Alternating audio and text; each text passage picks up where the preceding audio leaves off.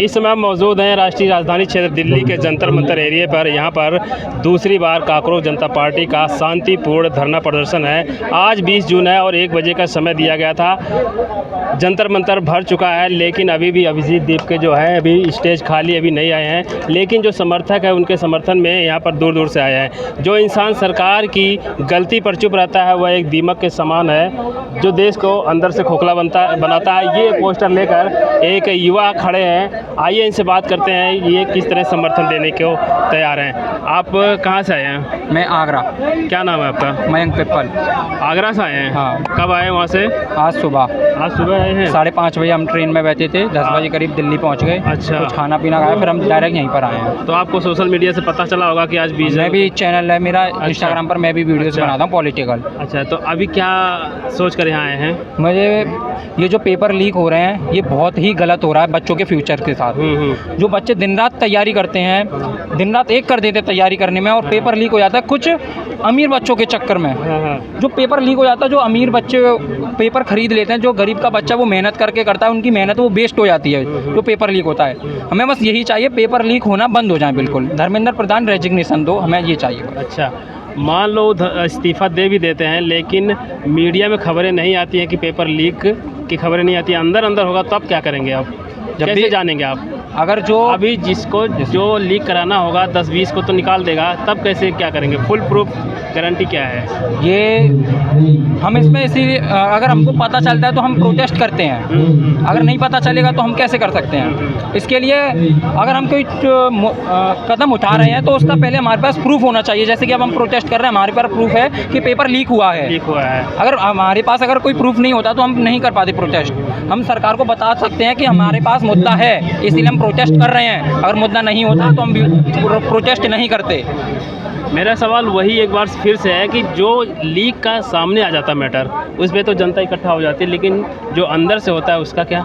उस पर हम क्या कर सकते हैं? नहीं, तो ईमानदार सरकार का गठन होना चाहिए ना। बिल्कुल, बड़ी बिल्कुल। सरकार ईमानदार होनी चाहिए। और जो एजुकेशन मिनिस्टर है वो एजुकेटेड पर्सन ही होना चाहिए। बिल्कुल। अगर आज धर्मेंद्र प्रधान रेजिग्नेशन कर देते हैं उससे कोई फर्क नहीं पड़ता। अगर कल को आगे कोई ऐसा बैठ जाएगा वो भी पेपर लीक कराएगा, इससे कुछ फर्क नहीं पड़ता। जो भी उस गद्दी पर बैठा है वो एजुकेटेड होना चाहिए, उसको शिक्षा का महत्व पता होना चाहिए कि शिक्षा का महत्व क्या है, बच्चों पर उसका क्या प्रभाव पड़ता है, ये होना चाहिए। अच्छा, अभी अभिजीत दीप के साथ राजस्थान में जयपुर में उनके साथ हाथापाई हुई, इसको आप किस नज़रिए से देखते हैं? मैं इस नज़रिए से देखता हूँ, जो उनके साथ हाथापाई हुई वो एक तरीके का हिंसा फैलाना हुआ। अगर वहाँ पर भी इनकी तरफ से कोई हाथापाई होती तो जैसे कि आज हमें यहाँ पर प्रोटेस्ट करने की अनुमति मिली है, वो अनुमति हमें नहीं मिलती। कि सरकार ये कह के मना कर देती कि तुम्हारे प्रोटेस्ट में हिंसा हो रहा है, इसीलिए हम उनको प्रोटेस्ट नहीं कर। और यही उनका मुद्दा है कि ये प्रोटेस्ट ना कर पाए, यही उनका मुद्दा है। और यही लोग चाह रहे हैं हमको दबाने के लिए, लेकिन हम नहीं दबेंगे। धर्मेंद्र प्रधान का हमें रेजिग्नेशन चाहिए। वो भी युवा हैं जो हमला करें, जो हिंसा की, वो भी युवा, लेकिन उनकी मानसिकता अलग है। उनको भी तो आपके साथ आना चाहिए। लेकिन उनकी मानसिकता अलग है, वो नहीं चाहते, वो ये काम नहीं चाहते। वो पढ़े लिखे नहीं है क्या? वो पढ़े लिखे अगर हैं तो अपने उनके घर में बच्चे नहीं है क्या? उनको तो वो इस चीज़ के बारे में क्यों नहीं सोच रहे? उनके भी बच्चे अगर नीट का पेपर आगे चल के देंगे तो उनको भी तो दिक्कत होगी। तो वो इस चीज़ के बारे में क्यों नहीं सोच रहे हैं? वो अभी जो वहाँ पे पोस्टर लगा कई बच्चों के जो जिनकी मतलब सुसाइड कर लिया, कम से कम 14 बच्चों ने उनके परिवार के लिए 1 करोड़ रुपए की मुआवजा की मांग किया गया है। उससे क्या होगा?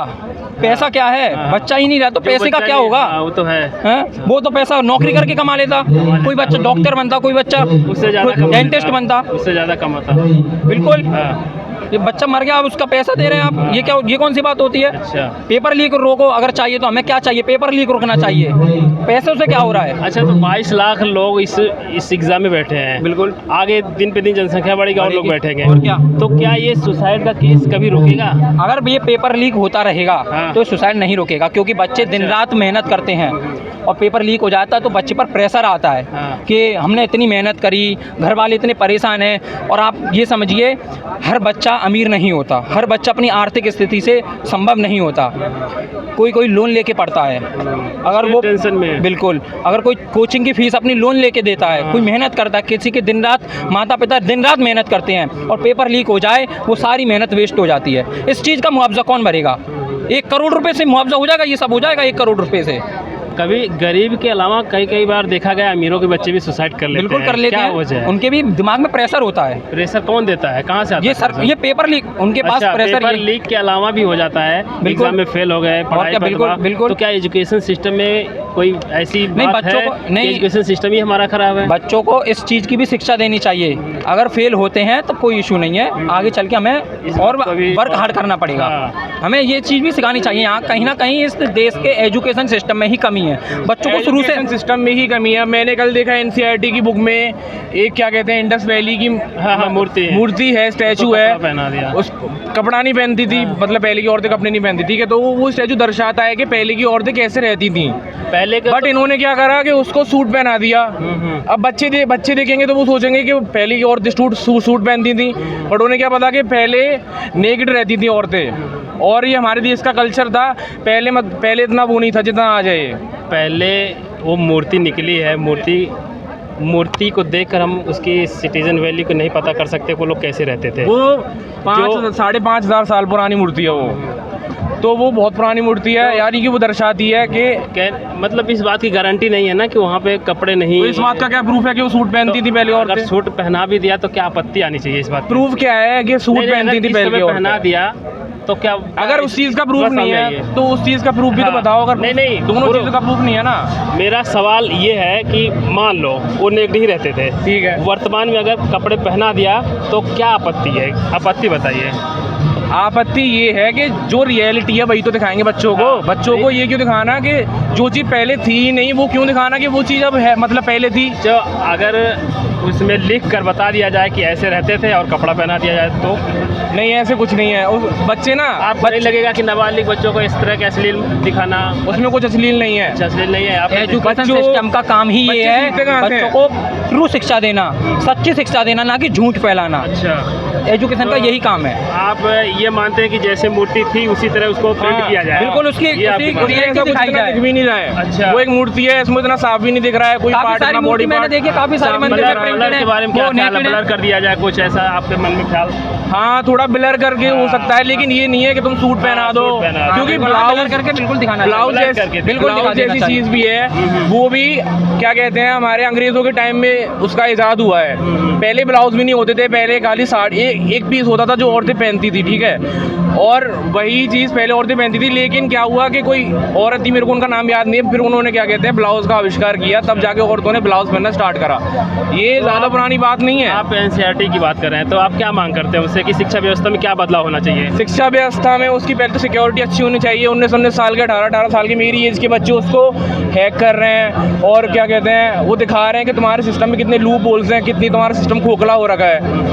और क्या कहते हैं उसको थोड़ा सिक्योर करो, उसको कहीं अच्छी उसमें दो संस्था में कि वो उसको अच्छे से संभाल सके, उसकी सिक्योरिटी को और ज़्यादा मजबूत करे कि पेपर लीक ना हो और करप्शन कम होना चाहिए। क्योंकि जहाँ से पेपर बन रहा है वहीं पे करप्शन है, तो पेपर तो अपने आप लीक होगा ही। सिस्टम का काम ये भी है बच्चों को मेंटली स्ट्रांग बनाना। अच्छा, ना कि बच्चों को प्रेशर एज अ रेस बनाया जाता है कि जिसके ज़्यादा मार्क्स आएंगे वही सबसे ज़्यादा विद्वान है। बच्चों को ये भी सिखाना चाहिए कि मार्क्स ही ज़्यादा ज़रूरी नहीं है, बच्चों को मेंटली स्ट्रांग भी बनाना चाहिए, जिससे कि आगे चल के बच्चे जो प्रेशर इस जो लेवल पे लेते हैं वो लेवल कम हो। सरकार की तरफ से एजुकेशन मेरे को लगता है नहीं अच्छी है, क्योंकि मेरे गांव का सरकारी स्कूल देख लो, हर गांव बिल्कुल रद्दड़ स्कूल है। अगले गांव में स्कूल ही नहीं है, उसके अगले गांव में देखूं तो वहाँ भी स्कूल अच्छा नहीं है। सरकार स्कूल बंद भी तो करा रही है, आज यार से 80,000 प्लस स्कूल बंद करा दिए और मर्ज करा दिए। सरकारी बंद हो गए तभी तो प्राइवेट खुलेंगे, तो प्राइवेट क्यों खोलने?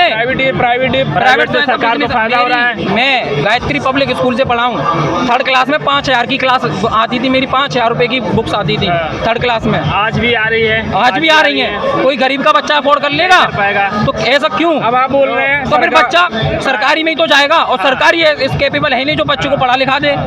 तो ये तो लूप होले ना एक तरीके का। तो सरकारी स्कूल के टीचर भी अच्छे हैं, सरकार भी सही, तो वजह क्या है बंद करने की? वजह यही है वो लोग मर्ज कर रहे हैं स्कूलों को, कम बच्चे हैं तो बंद हो गया। वहाँ अब आप एक बोल रहे तरीके का हैं- एक स्कूल बंद हो गया, वो नया बना दिया। अब आप बोल रहे हैं कि प्राइवेटाइजेशन से सरकार का फायदा है, जनता का फायदा होना चाहिए, सरकार का नहीं। फायदा होना चाहिए। डेमोक्रेसी क्या है? बिजनेस है, बिजनेस बना रखा है एजुकेशन सिस्टम को, बिजनेस। डेमोक्रेसी क्या है? जनता ने चुना है किसी लीडर को, तो उस लीडर को जनता का फायदा वो फायदा करना चाहिए, ना कि प्राइवेटाइजेशन बढ़ा के टैक्स ले लेके खुद का फायदा बढ़ना चाहिए। अच्छा जनता से सरकार है, सरकार से जनता नहीं है। बिल्कुल, लेकिन बिल्कुल। ये सरकार तो डेमोक्रेटिक देश है। पूरा बहुमत में है, उसके पास कोई परेशानी कर नहीं रही है ना। आप कितना हंगामा करके क्या वो कर कर ही नहीं रही है वो। मैं मध्य प्रदेश से आता हूँ उधर, ठीक है। एक आपका नंबर आएगा। हाँ, तो वो इस काम को क्यों नहीं कर रही है? अच्छा। एजुकेशन सिस्टम में क्यों वो नहीं दे रही है, अपना फोकस क्यों नहीं दे रही है उस पर? मेरे तो ये समझ में नहीं आती। जिस दिन मेरे गांव का सरकारी स्कूल एकदम हाईटेक और बढ़िया हो जाएगा ना, प्राइवेट स्कूल को टक्कर देगा, उस दिन मैं समझ लूंगा एजुकेशन में सुधार है। ये जो बड़े बड़े मिनिस्टर हैं, इनके बच्चे भी सरकारी स्कूल में पढ़ने चाहिए। अच्छा। इनको जब भी पता चलेगी कि स्कूल में कैसी पढ़ाई हो रही है, हमारा बच्चा वीक है, क्यों वीक है, पढ़ाई नहीं हो रही है, एजुकेशन पे सिस्टम पर काम नहीं किया जा रहा है। जब उन नेताओं की आवाज़ पहुंचेगी, जब सरकार की कानों में बात जाएगी, जी। जैसे कि आज हम यहाँ पर बोल रहे हैं आपके चैनल के माध्यम के द्वारा, अगर ये बात पहुँचती है तो सरकार को इस चीज़ पर काम करना चाहिए। इसी तरह शहर शहर से युवा रोड पे आ जाएं तो सरकार मजबूर हो जाएगी सोचना सही पड़ेगा। काम करने के लिए। यही कहना चाहते हैं। लेकिन यहाँ पर कह रहे हैं कि चेंज ही होती रहे, लेकिन ये देखिए कि कितना बड़ा सटायर है, एजेंडा लेके घूम रहे लोग अपना अपना, देखिए चेंज लाए अपने अंदर। यही सरकार ले भले ही पर चेंज लेके रहे अपने अंदर, ये नहीं कि ऐसे ही मतलब खराब कर रही तो हम इसको मंजूर नहीं करेंगे, बिल्कुल नहीं करेंगे। हम चाहेंगे कि चेंज भी हो जाए एक टाइम को। खराब कर रही है, हम खराब के साथ नहीं जिएंगे सरकार के। आप क्या कह रहे हैं सामने? मैं मध्य प्रदेश से आता हूँ। मध्य प्रदेश से आता हूँ, मतलब मैं आए हो? हाँ जी। ठीक है भैया। और मध्य प्रदेश ठीक की है। लिटरेसी रेट 75% आप है। कब